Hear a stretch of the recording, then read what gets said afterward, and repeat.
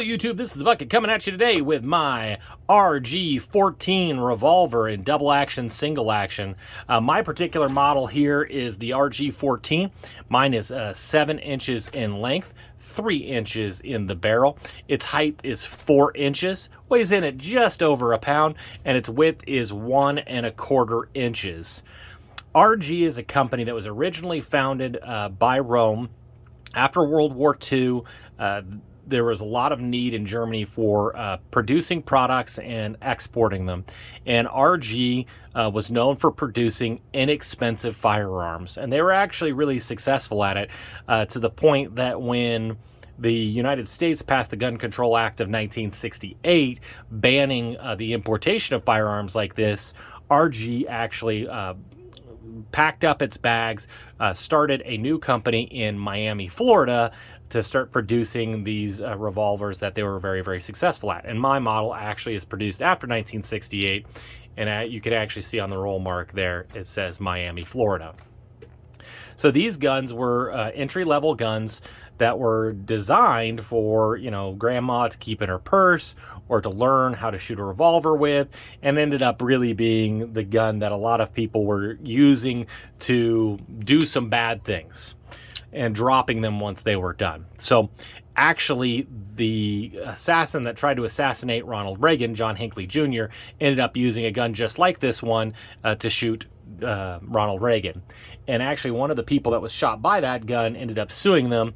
And while that was unsuccessful, a year later, the litigation just kept coming and coming and coming. And in 1986, RG ended up folding. So I wanted to get one of these when I saw it on Arms List, and I ended up not getting that listing, and I've been searching for one ever since, trying to find one that I felt comfortable spending the amount of money on, and I probably spent too much on it, but I'm happy to have it. So one of the cool things about this particular firearm is it came with the original box. The box is actually really pretty sturdy. Inside the box came with a little holster. I actually ended up taking this with me to the range. A couple of guys didn't know what I was going to be bringing, and so this was actually on my hip. So it was just a little add-on, which was kind of fun. The literature that came with it is really pretty minimalistic. It has a picture of it, has an exploding view over here, parts list over here, information about their limited liability, which ended up bringing the company down in the long run. And kind of a cool little box that came with it. This particular gun I found was very, very accurate in single action. The single action trigger pull was really not bad at all. The sights were really pretty large, easy to pick up. I would put some UGD love in. I'll actually have the big baby bucket, put some green nail polish on the end. The grip is not intuitive. I'm not a revolver guy, but I ended up being able to shoot with it. The grips, mine are really pretty good shape. A lot of people will say they're kind of, they crack easily. Mine has a little bit of wiggle to it, but not too bad. Also, the lockup was really, really pretty tight on my particular model here. I will tell you with the double action, it would rotate the cylinder appropriately, but when the firing pin would hit the rim of the 22, it did not have enough oomph to go ahead and fire the round reliably. It's not that it would never work, but it did not work every single time. So this is really going to be more of a single action use for you guys. One of the downsides of this particular design is it doesn't actually have a lever to swing out the cylinder. So you have to remove the center access pin. Some of them screwed in. Mine just has this little detent here and a spring-loaded detent in there that holds it into place, which seemed to work for me. Also, it doesn't have an extractor, which means this rod doubles as the extractor, and which makes reloading a very, very time-consuming affair for sure. As far as a self-defense gun, would I consider this viable? No. That being said, was it a lot of fun at the range? Yes. I ended up having a lot of fun.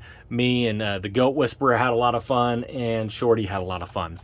If you could pick up one of these inexpensively and you're just looking for a range toy, I had, you know, it was definitely worth $100 worth of fun for me and the guys. As far as self-protection, I would probably steer you away for this particular gun. But this is actually going to be my founding video that I'm going to refer to as terrible 22s. 22s that have a real problem with them. For this, the reliability, the quality of manufacturing. This pot metal doesn't take the finish very well, and you can see that just areas of the gun are just losing the finish. There are real problems with it, and but if you're just looking for a fun range toy to go out with your buddies, this definitely has a value to it, and I really enjoyed it. So if you know what you're getting into, if you know what you're buying, then have some fun with it.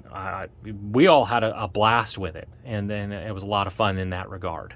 So keep looking out. I'm going to do all kinds of different gun videos, but I've got a couple more of these new terrible 22s that I'm going to bring to you that are a lot of fun, that may not fit the traditional need of most other firearms, but still have a lot of value in a different way if you choose to look at it that way.